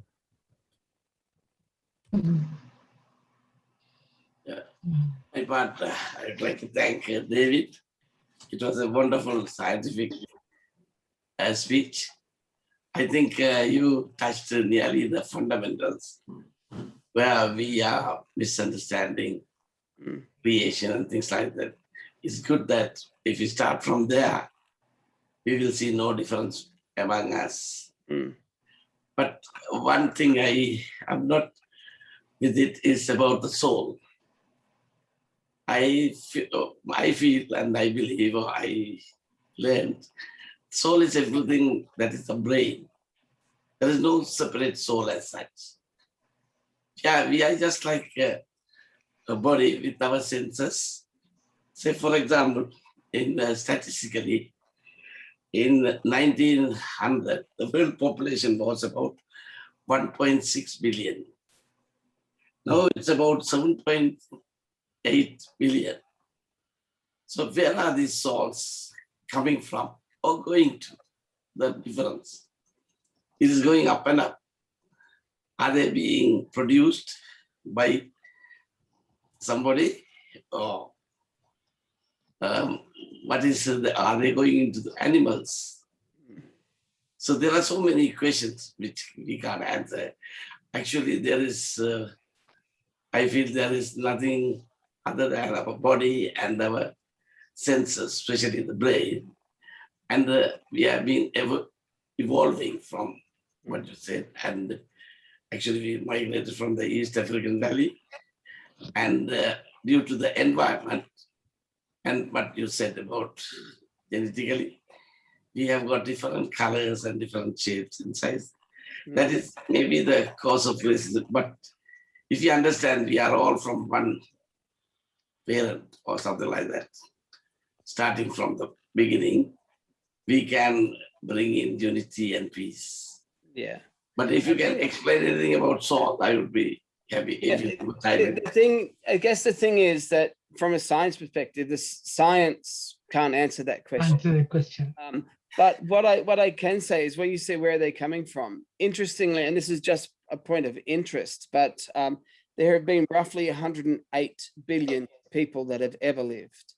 And the current amount of people that are alive today is roughly 6.8% of the total number of people that have ever lived. And if I go back to when the world had 1.8 billion people, the total number of people that were alive today then was 6.8% of the total number of people that ever lived. And if I go back until there was only 500, the total number of people alive then was 6.8% of the total number of people that had ever lived. In other words, human mortality only affects 93.2% of humans. In other words, 6.8% of us will always be alive. That is literally 6.88. So life is only 93.8% fatal. For the rest, they live forever. But it's just an interesting fact that that percentage of living people is a constant of the number of people that have ever lived. What I mean is, where are they surviving now, the souls? Yeah, but in terms of the soul, we can't really, from a scientific perspective anyway, it's a matter of faith. We either believe that the soul exists. Interesting enough, Neanderthal man buried their dead. Yeah. And when you think about it, the most nutritious meal a human being could have is another human. They have every vitamin and mineral in it. So why weren't they eaten? And they must have believed in some special thing about that person once they died. They need that the body needs to be respected for some reason other than the fact that it's just a bit of meat that could have gone. So I find that fascinating, that for the vast majority of our existence, we have respected there's something about the human being that we have said is different from animals. The actual most interesting thing about a human being that is different from animals, actually, are people aware of Coco the gorilla? Coco the gorilla was a gorilla that had a 250 word sign language vocabulary. So Coco the gorilla could literally, if you can read 250 words, you can read every word in every book in any library, because a word you can't read, you can get from context. And so Coco could have any conversation we could have. And yet Coco never, in 43 years, never asked a question. Yeah, so what is the function of the soul? So what that means is that Coco never developed past the ability to say that mind is a receptacle of knowledge different from my own. Now, we as humans developed the question at about 2 years old, which is why suddenly, Dad, why is the sky blue? Because there's air. Why is there air? Because we breathe. Why do we breathe? Oh, shut up. And it's fascinating that, but the function of the soul, I think, is to know God and to worship God. But that's purely an act of belief and faith. There's no real scientific way anyone can prove or deny the existence of a soul. We can only, by analogy, try and explain it. But in fact, our existence here is because of the soul. Exactly. Yeah. And it is because of the soul we have this body, and probably the question should be, what is the function of the body?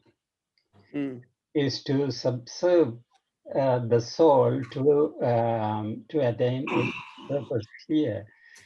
Now, but it is difficult to perceive these things through our senses. But one of the things that probably we read today is that the soul perceives in two ways. I think it was one of the readings today, that it perceives through the senses. So when the eye sees, it is actually the soul is seeing through the eye. Yeah. When I speak, it is the soul actually speaking through my mouth. And so that is one way the soul perceives. The other way that soul perceives is without the bodily organs. And the dream is given as an example where soul perceives things without the bodily organs. So when we are sleeping, these limbs, all these bodily organs are laid to rest. But still, that experience that we have in the dream is not like imagination. It is as if you had real experience. We talk, we run, we laugh, we cry. So that is the perception or the function of the soul without the body. But there can be a lot of discussions about it. Probably, I don't know whether we have enough time. Have time for that. Yeah. For me, it's okay. We can, whoever who wants to leave, are welcome to leave. We can still discuss, but we don't want to go into much detail or argument as such. But it is one thing I had to request is that we do not see everything with our senses. There are something that we infer that it is there, but we cannot perceived with our senses. When I studied other religions, one of the things that I found was that, fascinating. Every religion was fascinating, and in Hinduism, there's Paramatma. There's only one soul, and we are all sparks of that soul. And then it eventually, and the soul is eternal, so you cannot kill the soul. That you find it in Bhagavad Gita, and so eventually, the body, if I say that it is me, and if I do something, it is actually it is a mirage type of thing. It is not really there. It's like picking up a rope and thinking it's a snake, but it is a rope. So the idea of soul is quite different in the in Hinduism. But Buddhism, where we come from, Sri Lanka, so Buddhism was one of those religions we had to study, and there is no I at all. It's only 5 skandhas that come together, and then they make this person, and I'm not that person either. So when I die, these 5 skandhas leave, and with the force of that force, with the way that we live, that leaves that force that brings the 5 skandhas together into another being. But they say even that is not me, and I connected to that. So it's just in certain religions, they don't talk about I, whatever is soul, or even the person. They don't want to talk about it. So just I wanted to say that because all the religions have different way of looking at it, but to break this barrier and bring us together into one understanding of a soul will be a mammoth effort. So I'll put another question here. It's actually not arguing. We are trying to find the facts, something like that. Say when the dinosaurs were there were no human. So where were the souls? Sachi, have you heard of Emanuel Swedenborg? Yeah, that is Have you read any of his books? Can you answer me this one? In the faith, in the Baha'i faith, Abdul Baha, the son of Baha'u'llah, says that despite the form, man was always man. That it doesn't matter what form humans were in, even the bacteria. At some point, like if you follow the evolutionary, and what I said about having all those grandparents and great grandparents. You can even go back until, follow evolution back to amoeba. If one of those things didn't exist, you don't exist. It's amazing how much has to happen for you to exist. But my personal belief is that regardless of that one particular branch in that evolutionary stream is the one that led to humans as we are today and had a soul. But as I said, none of this can be proven or even disproven with science. No one can prove the existence of a soul or in fact disprove it. Both statements, saying a soul exists or saying it doesn't exist, both of those statements are a statement of faith. They're of purely belief. So that means the souls are there in animals too. Coming from the soul is there in a spirit is there in animals. There is an animal spirit, but and from my perspective is a purely human thing. Unlike the animal, man has a rational soul. The human. Yeah. That's what I am asking. What is the function of the soul? So there is all the animals and plants. They have their spirit, like man, but the human has the rational soul, which the other creation doesn't have. Wait a minute, just let me check. It all comes back to energy, doesn't it? Yes. It all comes back to that energy force. It's like this, what I consider life. Yeah, exactly. There's only one life, and Yeah. it's a short life. And an analogy I can bring in here is like a car battery. We charge with food to give electricity, and finally we throw it, and the the body goes to the place from where it came, the minerals. Yes. This, actually, this suits better explanation than otherwise. The soul is a big thing. We can't. There are so many unanswerable questions. Yes. Let us inspire aware. I'm not trying to tell my version.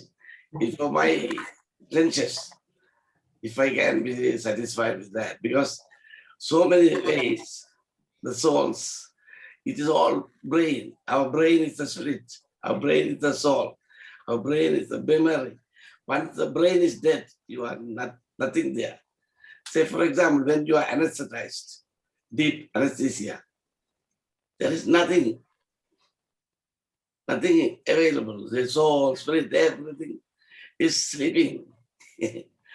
So that is the reason. There is a God, and an intelligent God will never create a thing like the soul.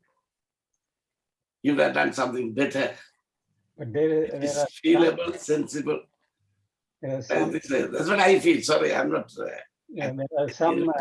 Yeah, one second, Tracy. One second, Tracy has to go. June is there. Said Tracy was asking about June all the time. Tracy. Yeah.